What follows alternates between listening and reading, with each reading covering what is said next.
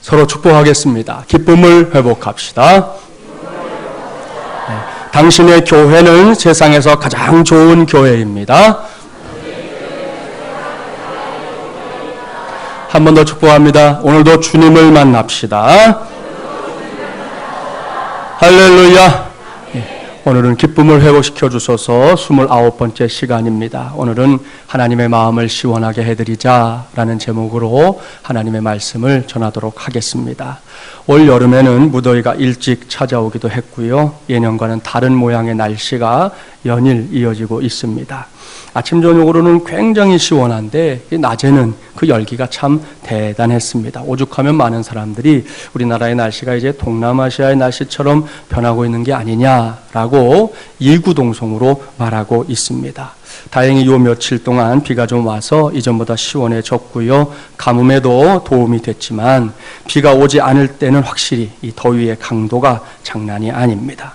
이런 와중에 그동안도 그랬었지만 지난 한 주간에도 실제적인 이런 날씨의 무더움보다 더 우리의 숨을 턱턱 막히게 만든 일들이 있었습니다.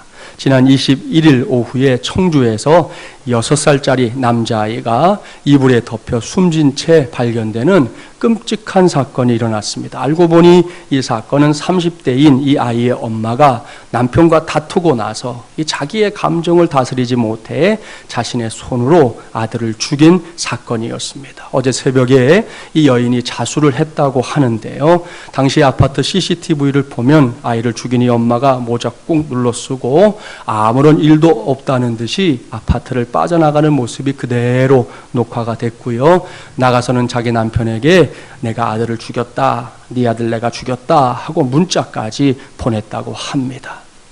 요즘 워낙 충격적인 일들이 많지만 저는 이 뉴스를 보면서 정말 이제 큰 충격을 받았습니다. 뉴스를 보다 말고 저절로 한숨이 쏟아졌고요. 얼마나 마음이 답답하던지 다음날 새벽 기도의 시간에 말씀을 전하면서 성도들에게 이 사건에 대해 말하고 함께 기도하는 시간까지 가졌었습니다. 자수한 여인이 자기도 따라 죽이려고 했는데 잘 안 됐다 그렇게 인터뷰를 했지만 정말 죽든지 그러면 어떻게 그럴 수가 있어요. 아이는 죽여놓고는 나는 죽으려고 했는데 안 됐다 그렇게 말한다고 해서 이 일이 해결되냐는 거예요. 그 어떤 이유를 들이대도 이 가슴의 먹먹함이 사라지지를 않습니다. 그런가 하면 바다 건너 일본에서는 연일 우리나라 사람들을 자극하는 일들이 일어나고 있잖아요. 아베 정권의 파렴치한 행보는 물론이고 우리나라 사람들에게는 눈길 하나 주지 않으면서 미국과 중국에게는 머리를 조아리고 보상을 운운하는 미쯔비시라는 회사의 약삭빠른 처신이 속을 부글거리게 만들었던 한 주간이었습니다.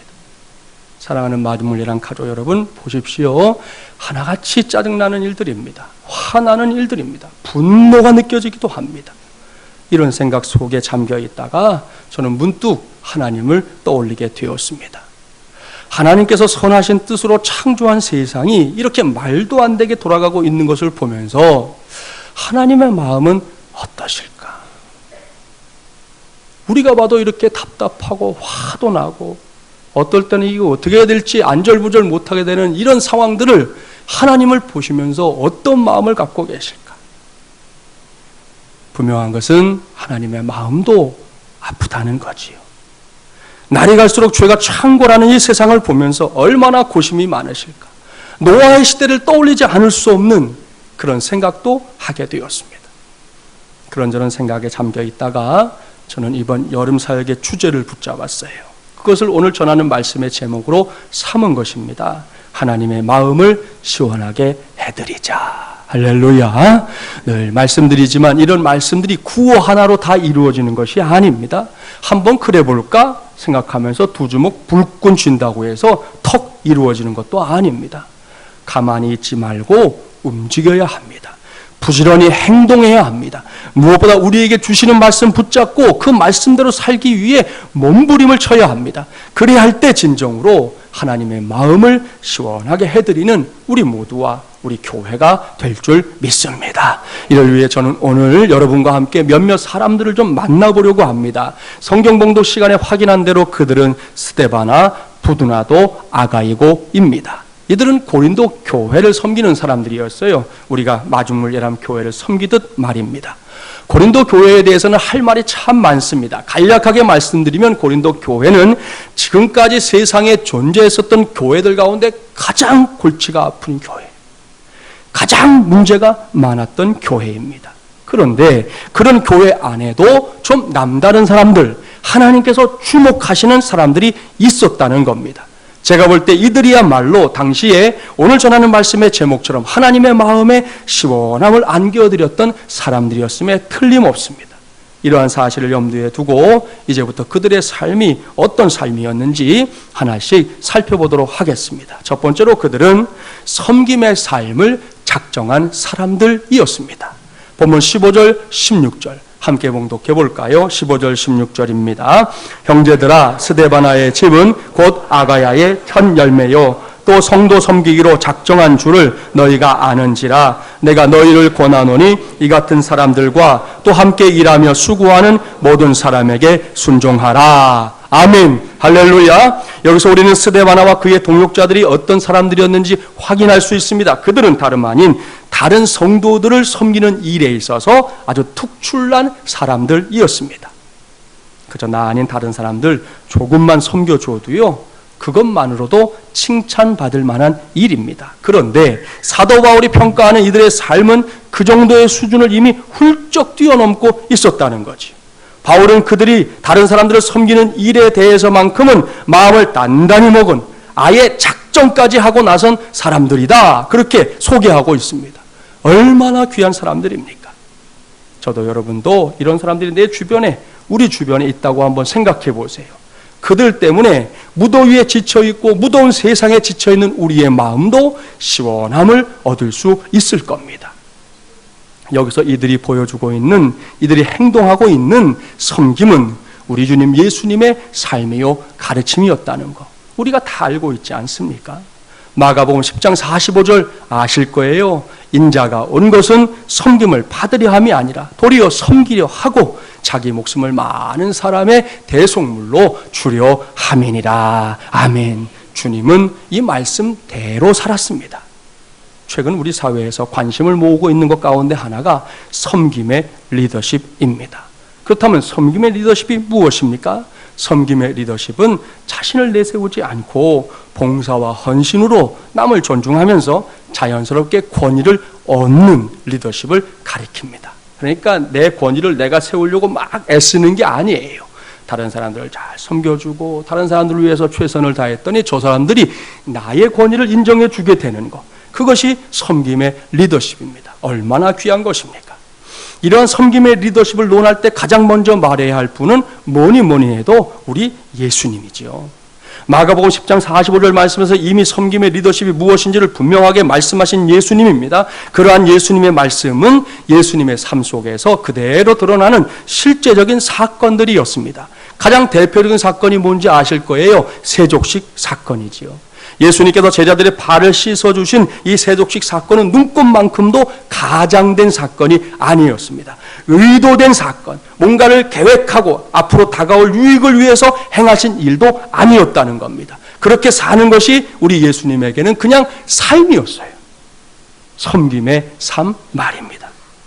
그렇다면 2015년 현재 예수 그리스도를 나의 주, 나의 하나님으로 고백하고 믿는 나의 삶은, 우리의 삶은 어떻습니까?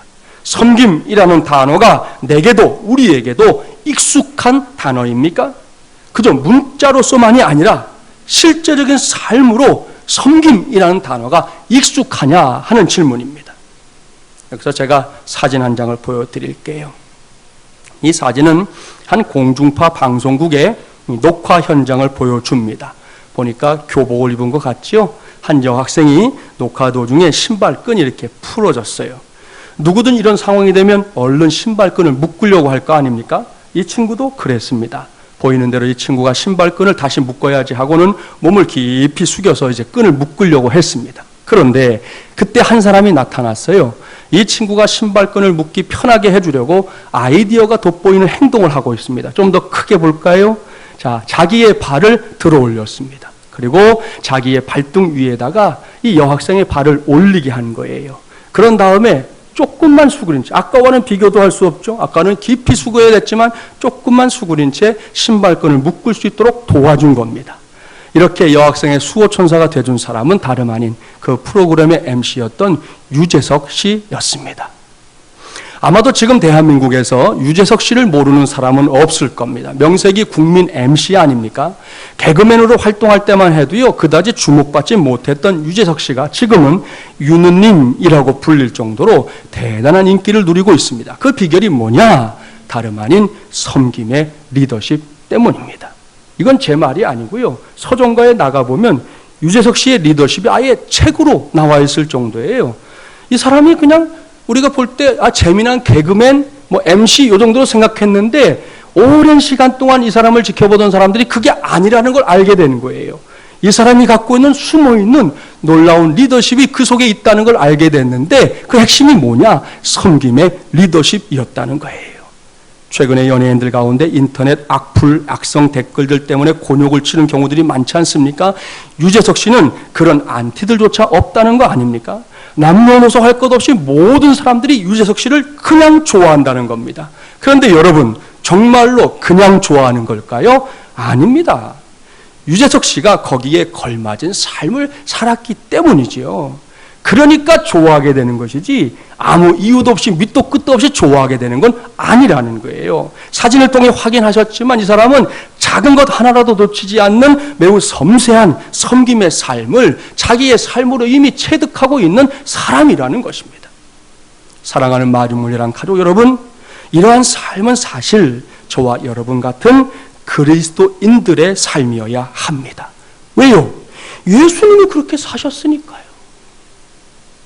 여전히 부족함이 많지만 그래도 우리 모두가 지금도 예수님을 닮아보겠다고 안간힘을 쓰고 있는 사람들이니까요. 그렇기 때문에 언제나 나부터입니다. 무엇이든 다른 사람에게 책임을 전가하려고 하지 마십시오.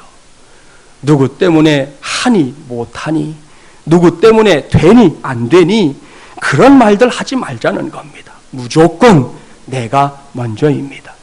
내가 앞장서야 합니다. 이것이 성경이에요. 그런데 현실은 좀 다를 때가 많습니다. 사도 요한이 기록한 요한 3서 9절과 10절 말씀을 한번 봉독해 보려고 하는데요. 신약 395쪽입니다. 요한 3서 2절은 여러분 잘 아시지요? 사랑하는 자여 내 영혼이 잘된 같이 내가 범사에 잘되고 강건하기를 내가 간구하노라. 이 말씀은 잘 아시는데 9절과 10절 말씀은 잘 모르시는 것 같아요. 9절 10절을 한번 찾아보세요. 395쪽입니다.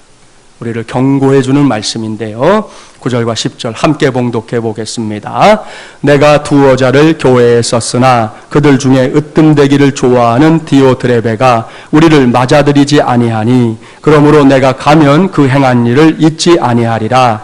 그가 악한 말로 우리를 비방하고도 오히려 부족하여 형제들을 맞아들이지도 아니하고 맞아들이고자 하는 자를 금하여 교회에서 내쫓는도다. 여기에 사람들의 마음을 시원하게 하는 것이 아니라 속 터지게 만드는 사람이 등장하고 있습니다. 그는 디오드레베입니다.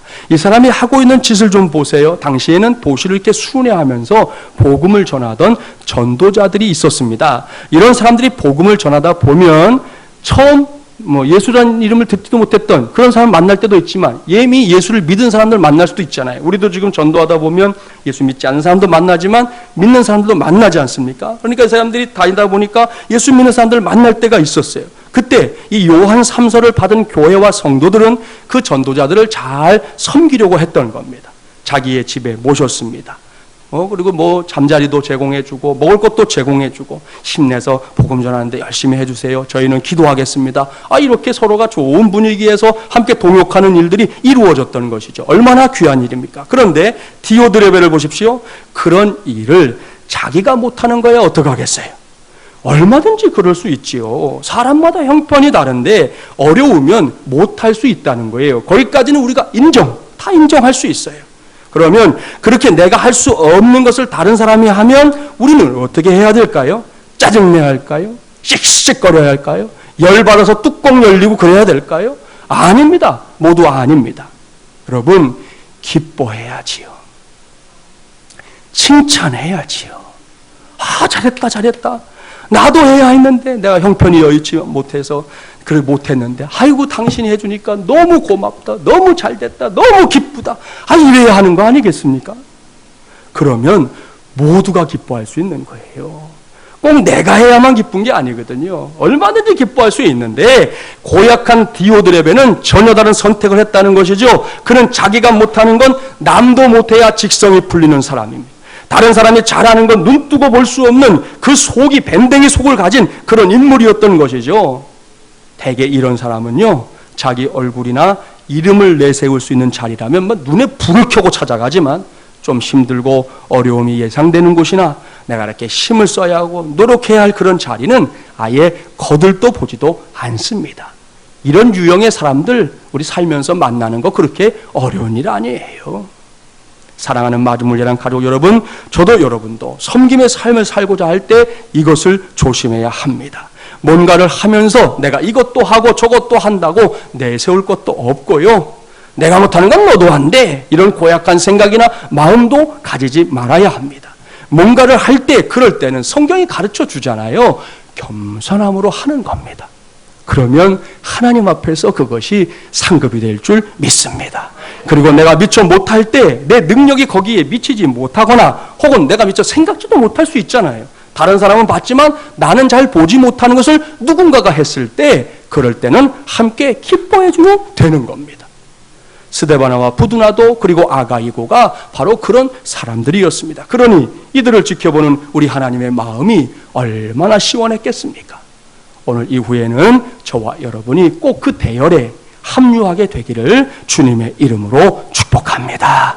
두 번째로 이들은 부족함을 채우는 사람들이었습니다. 본문 17절 함께 봉독해 볼까요? 17절입니다. 내가 스데바나와 부두나도와 아가이고가 온 것을 기뻐하노니 그들이 너희의 부족한 것을 채웠음이라. 아멘. 여기서 우리는 부족이라는 단어에 주목해야 합니다. 사전적인 의미를 보면 부족이라는 게 뭐냐, 필요한 양이나 기준이 이렇게 있는데 거기에 이렇게 미치지 못하는 것, 거기에 도달하지 못하는 것을 부족, 그렇게 말합니다. 이러한 부족의 문제는 우리 인생 전반에 걸쳐서 있어요.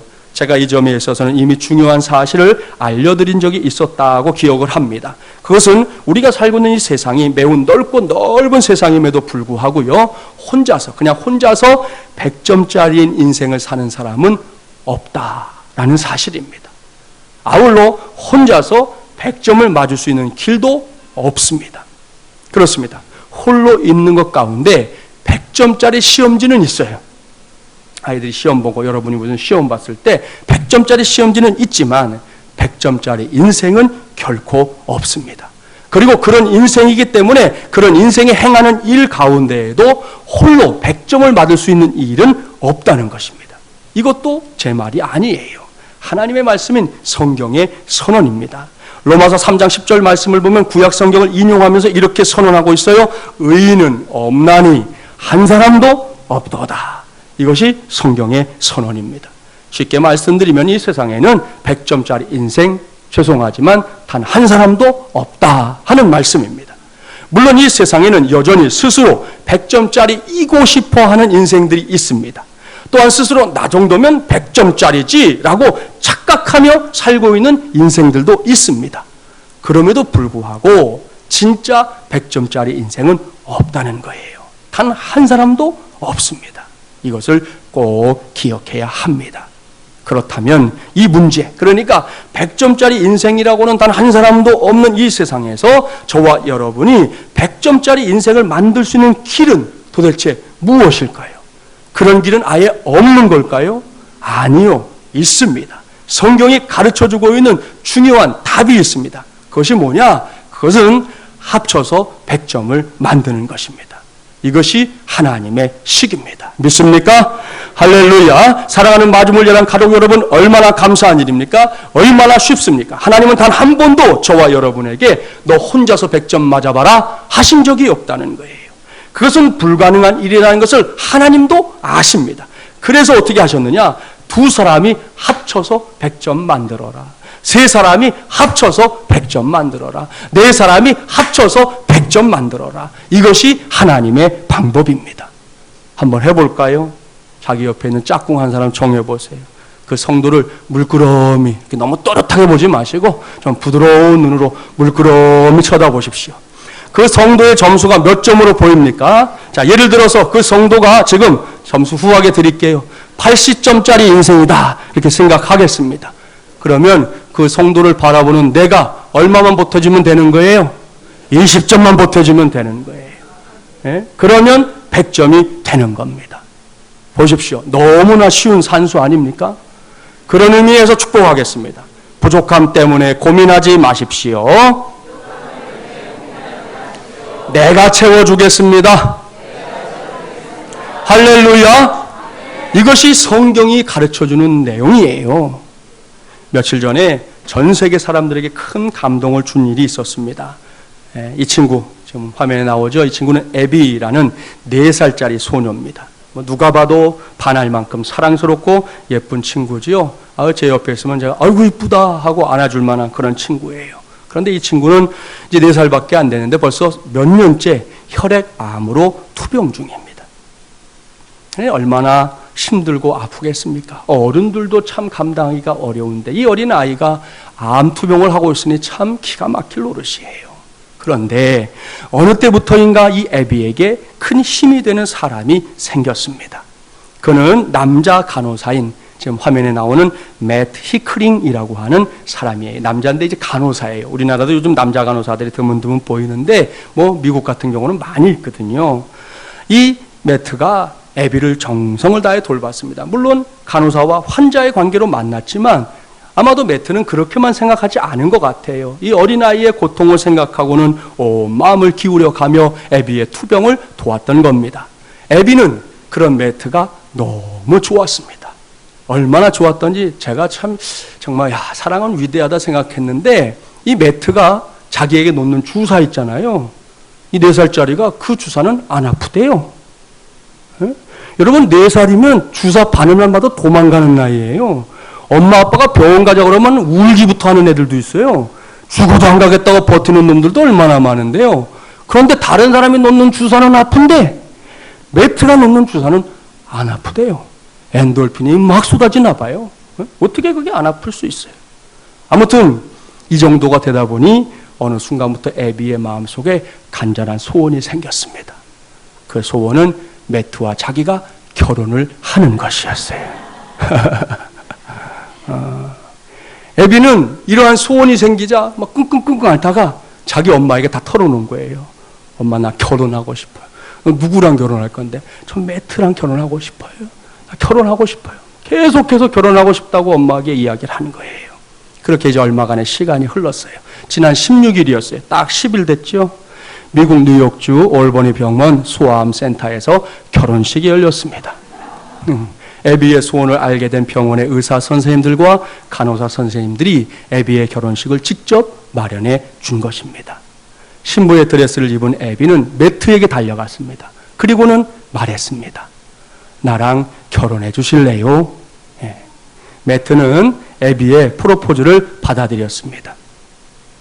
두 사람은 언약의 반지까지 이제 서로 끼워 주었고요. 반지를 저렇게 끼웠어요. 근데 반지 보니까 애들 사탕 달린 반지 있죠? 그거 꼈어요. 그거. 결혼식을 마친 후에 신랑 매트가 말합니다. 애비가 힘들 때마다 함께 찍은 이 사진을 보고 잘 이겨냈으면 좋겠습니다. 애비는 아직도 1년 반 정도를 더 치료받아야 한답니다. 참 아직도 많은 시간이 남아있는 거죠. 그런데 모르긴 몰라도 꼬마 신부 애비는 그 어려운 치료를 넉넉하게 받아낼 것입니다. 왜냐하면 이 주변에 있는 사람들이 애비의 인생을 100점짜리로 만들어 주었기 때문입니다. 사랑하는 마중물레랑 가족 여러분, 이것이 바로 합쳐서 100점을 만드는 길입니다. 서로 부족한 것을 발견했을 때 탓하지 않는 겁니다. 손가락질하지 않는 겁니다. 무관심하지 않는 겁니다. 우습게 여기지 않는 겁니다. 남을 나라 하지 않는 겁니다. 그 부족함을 내가 채우는 겁니다. 그 부족함에 내가 보태는 겁니다. 그 부족함을 상대방이 잊어버릴 수 있도록 내가 돕는 겁니다. 이렇게 해서 100점을 만드는 것, 이것이 바로 부족함을 채우는 삶입니다.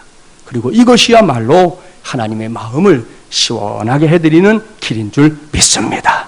사도 바울은 고린도전서를 마무리하면서 스데바나와 부두나도 아가이고가 그런 사람들이었다고 증언하고 있습니다. 여러분 고린도전서를 읽어보세요. 바울이 속이 새까맣게 탈 일들이 얼마나 많이 기록되어 있는지 몰라요. 그런데 그 서신을 마무리하는 시점에 하나님께서 떠올리게 한 사람들이 이들이란 말입니다. 그들을 생각하니 그동안에 아팠던 기억들, 그 정말 가슴 아팠던 모든 일들이 언제 그랬냐는 듯이 눈 녹듯 녹게 하시고 그들 때문에 기뻐하는 마음을 가지고 고린도전서를 마무리할 수 있게 해주셨다는 말씀이에요. 이제는 어느 때보다 더 무더운 2015년 여름, 무엇보다 2015년 여름 사역을 앞두고 있는 이 시점에 저와 여러분의 삶이 그러한 스데바나와 부두나도 아가이고처럼 누군가의 부족함을 채우는 삶이 되기를 주님의 이름으로 축복합니다. 세 번째로 이들은 다른 사람들의 마음을 시원하게 해주는 사람들이었습니다. 본문 18절 말씀이 기록하고 있지요. 함께 봉독해 볼까요? 그들이 나와 너희 마음을 시원하게 하였으니 그러므로 너희는 이런 사람들을 알아주라. 아멘. 여기서 우리는 스데바나와 부두나도 그리고 아가이고가 직접적으로 사람들의 마음을 시원하게 해주었다 하는 사실을 확인할 수 있습니다. 얼마나 멋진 사람들입니까? 여기서 이번 여름 사역의 주제가 되는 하나님의 말씀을 좀 찾아볼게요. 구약성경 잠언 25장 13절, 구약 939쪽 현수막에 계속 붙어 있었죠. 잠언 25장 13절 말씀 한번 찾아보세요. 구약 393쪽 939쪽이죠. 여러분 이 말씀을 올여름 내내 마음판에 가지시면 우리에게도 시원함의 은혜가 있을 겁니다. 25장 13절 한 절만 함께 봉독해 보겠습니다. 충성된 사자는 그를 보낸 이에게 마치 추수하는 날의 얼음 냉수 같아서 능히 그 주인의 마음을 시원하게 하느니라. 아멘. 할렐루야. 이 말씀을 읽어가면서 상상을 이렇게 해보면 온 몸과 마음이 시원해지는 그런 말씀입니다. 스데바나와 부두나도 그리고 아가이고가 바울에게 그리고 고린도 교회 성도들에게 그런 존재였다는 말씀입니다. 그러니 이것이 얼마나 멋진 삶입니까? 저는 이 말씀을 준비하면서 어떻게 하면 제 자신이 하나님께 그리고 사람들에게 이렇게 마음의 시원함을 안겨주는 삶을 살 수 있을까 깊이 생각해 보았습니다. 그리고 그 생각 끝에 내린 결론이 있어요. 한번 따라서 해볼까요? 얼굴에는 환한 미소를, 입술에는 축복의 말을, 손과 발은 분주하게. 할렐루야. 바로 이것입니다. 저와 여러분이 이렇게 살면 분명히 우리 모두는 하나님과 사람들의 마음을 시원하게 해드리는 하나님의 종들이 될 줄 믿습니다. 무엇보다 여러분의 이 얼굴을 좀 환한 미소로 도배하기 바랍니다. 물론 요즘 같은 여름에는 그놈의 불쾌지수라는 것이 마구마구 상승하기 때문에 얼굴에 이렇게 미소 짓는 것도 그렇게 쉽지가 않아요. 그러니까 쉽지 않은 일이니까 해보자는 겁니다. 사람 얼굴에서 양쪽 입술 요 끝, 입술의 꼬리가 0.5cm만 살짝 올라가도 얼굴이, 표정이 달라진다는 거예요. 여러분 50cm를 바꾸라는 게 아니에요. 5cm를 바꾸라는 것도 아니에요. 0.5cm입니다. 고작 0.5cm. 그렇게 하면 여러분 때문에 하나님께서 무더위를 잊게 될 것이고 우리를 지켜보는 사람들도 마찬가지일 것이라는 말씀입니다. 아까 축복했던 짝꿍과 함께 쳐다보세요. 많이 올린 사람은 옐로우 카드예요. 0.5cm만 살짝 올려보면 해보세요. 지금 자기 짝꿍하고 우리 유보홍 선생님 제일 잘하시네. 손 딱 올리시고 준비하시고 하신. 예? 할렐루야. 여러분 벌써 표정이 달라졌잖아요. 조금 전에 저랑 싸우려고 하는 것 같더니. 예? 그거 하나만으로도 달라지는 게 우리 인생이라는 거 정말 알아야 됩니다. 다음으로 입술에는 할 수 있는 한 축복의 말들을 늘 담아주기 바랍니다. 그렇지 않아도 더위 때문에 쉽게 짜증이 나는 계절인데 여러분의 말 때문에 다른 사람들의 짜증이 더 늘어나게 하지는 말아야 하지 않겠습니까? 불필요하게 말만 앞세우는 거 이제 그만하고 하지 않아도 될 말들은 좀 밖으로 내놓지 마십시오. 저와 여러분이 다 영적인 존재예요. 그래서 알아요. 뭘 아는 줄 아세요? 이 말을 하면 상대방이 기분이 좋겠다, 나쁘겠다 다 알아요. 이게 지금 필요한 말이냐 아니냐도 다 알아요. 지금 내가 이런 말을 이렇게 표현하면 저 사람이 이렇게 생각할 텐데 저렇게 다 알아요. 그런데 아는데도 해요. 왜? 우리 속에 이 죄의 뿌리가 이게 해결되지 않는 것이죠.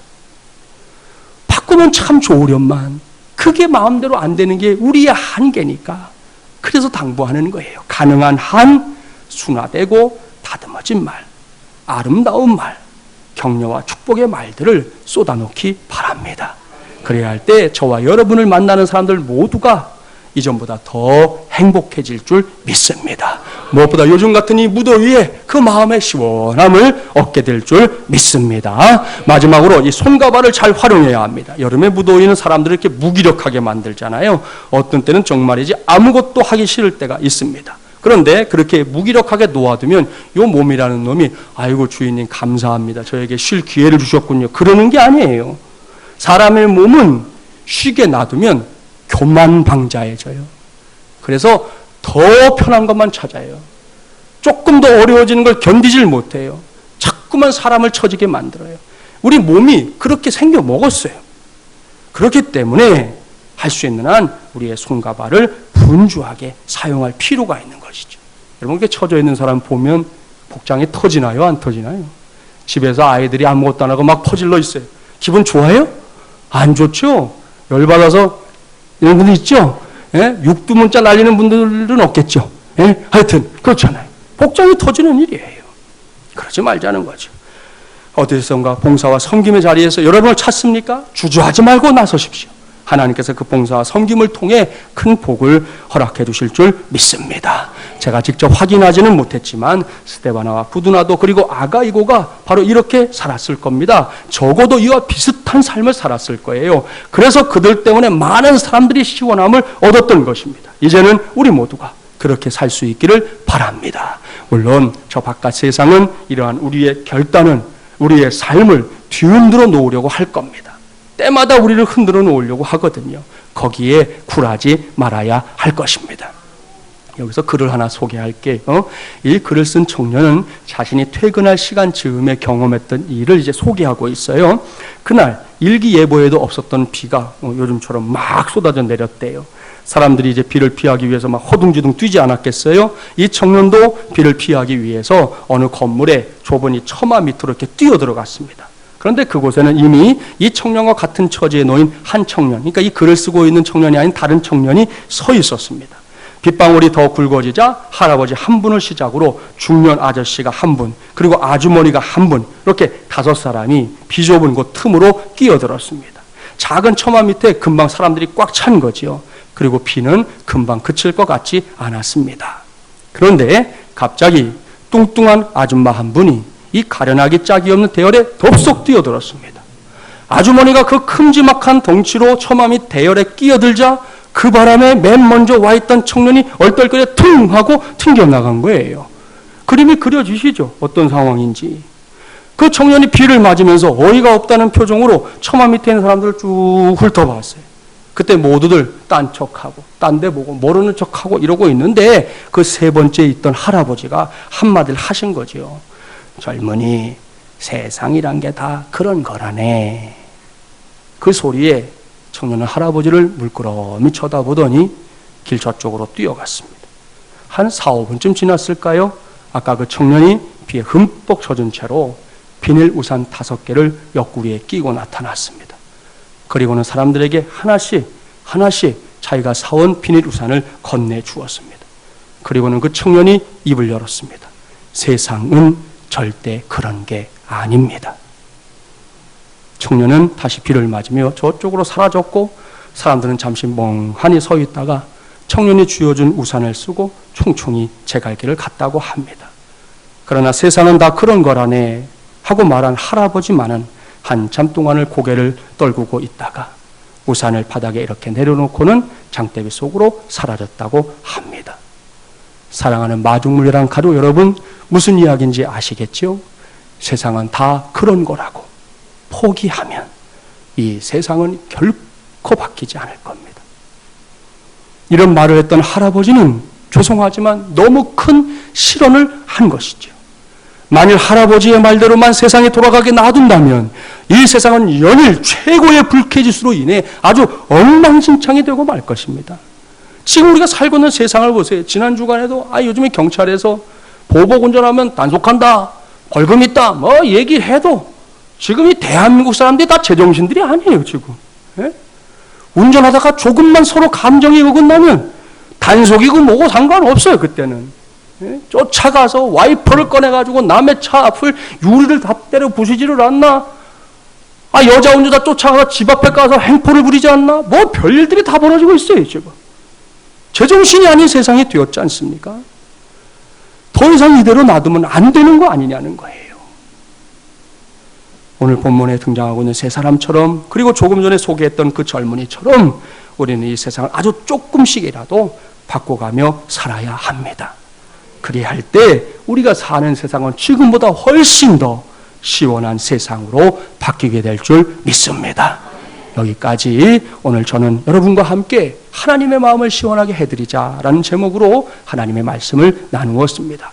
비록 고린도 교회가 이 세상에 존재했던 교회들 가운데 가장 문제가 많은 교회, 가장 골치 아픈 교회였지만 그래도 그런 교회 속에 이렇게 하나님의 마음을 시원하게 해드리는 사람들이 있었습니다.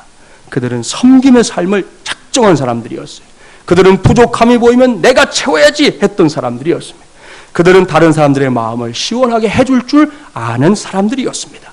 이들 때문에 하나님의 마음이, 그리고 사도 바울과 고린도교의 성도들의 마음이 무더운 여름날을 잊게 하는 얼음 냉수를 마신 듯 아주 시원해졌습니다.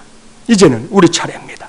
무엇보다 일주일 앞으로 다가온 2015년 여름 사역이 우리를 기다리고 있습니다. 다음 주일 오후에 우리는 이곳을 떠나 선교지인 가평 이화리로 가게 될 것입니다. 항상 당부했고 오늘도 말씀을 전했지만 이것은 하나님의 일입니다. 그러니 하나님의 일을 위해 함께 팔을 걷어붙이는 저와 여러분이 되기를 바랍니다. 가능하다면 시간을 내주십시오. 전체가 어렵다면 일부라도 내십시오. 그것도 어렵다면 주일 오후에 함께 가서 땀을 흘리며 농촌 준비를 돕고 저녁 집회 시간에 함께 부르짖어 기도하고 돌아와서 이곳에서도 기도해 주십시오.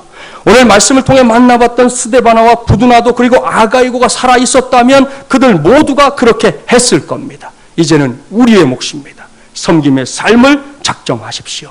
부족함을 채우는 삶이 내 몫이라는 사실을 꼭 깨달아 주십시오. 무엇보다 하나님과 사람들의 마음을 시원하게 해주는 멋진 그리스도인들이 되어 주십시오. 그리할 때 우리 모두가 하나님의 기쁨이 될 것입니다. 그리고 우리 안에서는 그 하나님께서 부어주시는 신령한 기쁨과 은혜가 충만하게 차서 넘치게 될 줄 믿습니다. 그 믿음으로 무덥기 짝이 없는 2015년도 여름을 얼음 냉수처럼 시원하게 보내는 저와 여러분이 되기를 주님의 이름으로 간절히 축원합니다. 기도합시다. 하나님 아버지, 오늘도 주의 종들을 불러주시고 성수주일하게 하시니 감사합니다. 하나님, 참 짜증나는 시대를 우리가 살아가고 있습니다. 지난 한 주간도 가슴이 먹먹한 사건, 사고, 우리의 마음에 화와 분노가 읽혀지는 많은 일들이 있었던 것을 우리가 보면서 우리 하나님은 얼마나 아프실까, 우리 하나님은 얼마나 고민이 많으실까 생각했습니다.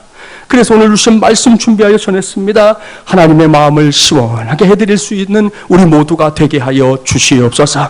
하나님, 스데바나와 부두나도 아가이고가 그렇게 살았던 것처럼 우리도 살 수 있습니다. 살아야 할 것입니다. 용기를 내게 하시고 담대해지게 도와주시고 하나님의 말씀의 귀를 기울인 대로 내가 깨달은 대로 살 수 있는 은혜를 우리 모두에게 베풀어 주시옵소서.